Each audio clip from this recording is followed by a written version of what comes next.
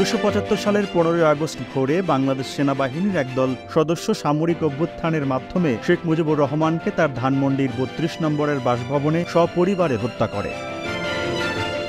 তবে এই নির্মম হত্যাকাণ্ড থেকে প্রাণে বেঁচে যান শেখ মুজিবের পরিবারের 2 সদস্য, তার 2 কন্যা শেখ হাসিনা ও শেখ রেহানা।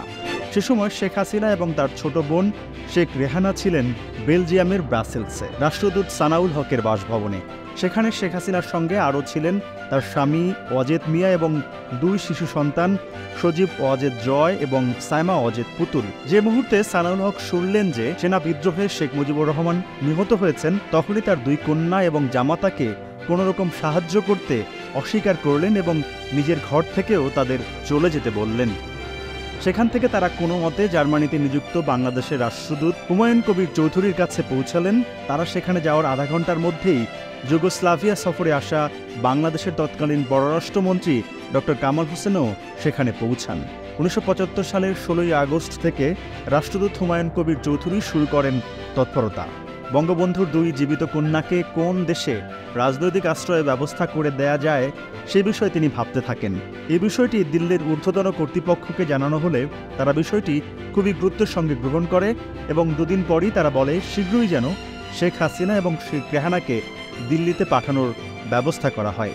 ভারতীয় কর্মকর্তাদের তরফ থেকে আরও বলা হয় গোটা বিষয়টি যেন খুব গোপনে এবং দ্রুত সম্পন্ন করা হয় এবং শেখ হাসিনাদের যেন এয়ার ইন্ডিয়ার প্লেনে সরাসরি দিল্লিতে পাঠানো হয়।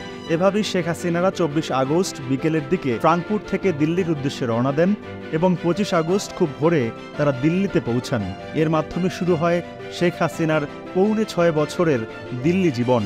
মন্ত্রিপরিষদের একজন যুগ্ম সচিব তাদের স্বাগত জানাতে বিমানবন্দরে হাজির ছিলেন। প্রথমে 56 নম্বর রিং রোডের একটি সেফ হাউসে তাদের রাখা হয়েছিল। পরে ডিফেন্স কলোনির একটি বাড়িতে সরিয়ে নিয়ে যাওয়া হয় তাদের এবং তাদের 3টি পরামর্শ দেওয়া হয়। প্রথমত, তারা যেন বাড়ির বাইরে না যান। দ্বিতীয়ত, তারা যেন সেখানে কারো কাছে নিজেদের প্রকৃত পরিচয় না দেন। তৃতীয়ত, দিল্লিতে কারো সঙ্গে যেন যোগাযোগ না রাখেন। দিন 10 পর 4 সেপ্টেম্বর ভারতের একজন সরকারি কর্মকর্তা শেখ হাসিনাদের নিয়ে যান ইন্দিরা রোডের সরকারি বাসভবনে। দেখা হওয়ার পর ইন্দিরা গান্ধীকে শেখ হাসিনা জিজ্ঞাসা করেছিলেন 15 আগস্ট ঠিক কী হয়েছিল। সেখানে উপস্থিত একজন অফিসার শেখ হাসিনাকে বলেছিলেন তার পরিবারের আর কেউ জীবিত নেই। এটা শুনি কান্নায় ভেঙে পড়েছিলেন শেখ হাসিনা।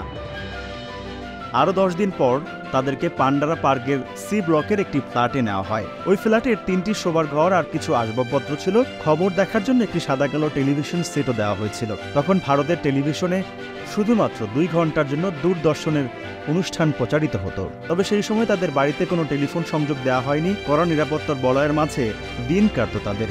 বাড়ির আশেপাশে ছিল নিরাপত্তার কড়া বেষ্টনী। ভারতীয় নিরাপত্তা বাহিনীর কর্মকর্তাদের ভয় ছিল শেখ হাসিনা নিরাপত্তা নিয়ে, তাই নিরাপত্তা বাহিনীর পাশাপাশি গোয়েন্দাদেরও নজর থাকত সেখানে। পশ্চিম জার্মানিতে শেখ হাসিনার স্বামী ওয়াজেদ মিয়া কর্মরত ছিলেন একজন পরমাণু বিজ্ঞানী হিসেবে।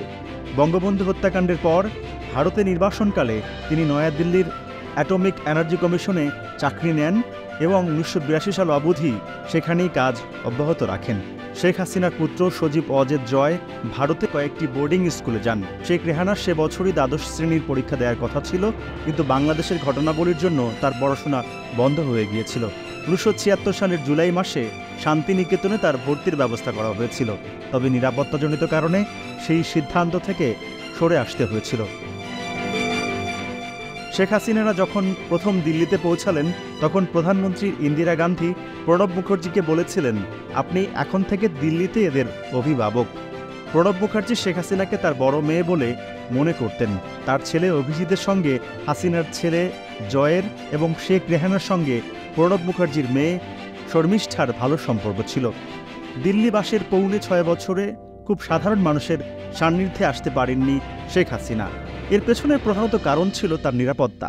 তাই হাতে গোনা কয়েকজন সাংবাদিক, রাজনৈতিক ও আমলা ছাড়া খুব বেশি লোকের সঙ্গে তার পক্ষে দেখা করা সম্ভব ছিল না।